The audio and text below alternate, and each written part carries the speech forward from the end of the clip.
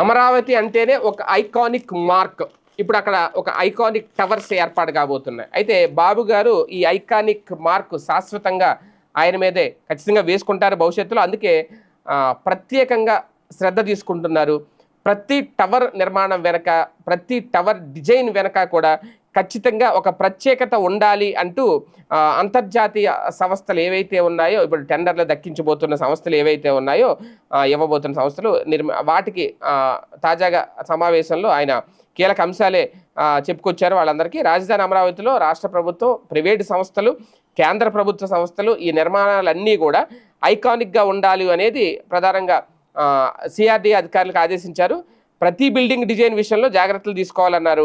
అవి ప్రత్యేకతలు చాటాలి అని చెప్పారు. ఆర్బీఐ, అలాగే ఇన్కమ్ ట్యాక్స్, నాబార్డు, ఎల్ఐసి కార్యాలయాల భవనాలను చూస్తే ఒక మంచి అభిప్రాయం కలగాలి. అంటే డిఫరెంట్గా ఉండాలి. ఏదో 4 గోడలు లేపేసి పెయింట్లు వేసేసి వైట్ సిమెంట్ వేసేసి కాదు.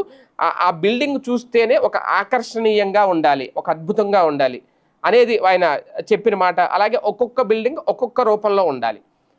ఆ డిజైన్ అనేది అంత అద్భుతంగా డిజైన్ చేసి తీసుకురమ్మన్నారట. ఆ విషయంలో సిఆర్డీఏ అధికారులు కీలక పాత్ర పోషించాలి అని చెప్పారు.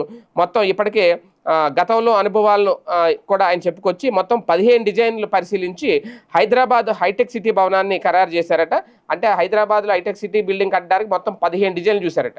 15 డిజైన్ చూస్తే ఆయనకు నచ్చింది అదే అనమాట. అది డిజైన్గా ఉంటుంది కదా, ఇలాగా ఎక్స్ ఆకారంలో. ఇప్పుడు అలాగే కూడా ప్రతి బిల్డింగ్ నిర్మాణం కూడా ఇలాగ ఒక 10 నుంచి ఒక 20 రకాల డిజైన్లు రూపొందించి అందులో ఒక మంచి డిజైన్ సెలెక్ట్ చేయాలి అనేది. అలాగే పెద్ద పెద్ద సంస్థలను కూడా రప్పించాలి. ఇప్పటికే క్వాంటమ్ వ్యాలీకి 50 ఎకరాలు కేటాయించారు. గతంలో 64 సంస్థలకు భూముల కేటాయింపులు పూర్తయ్యాయి.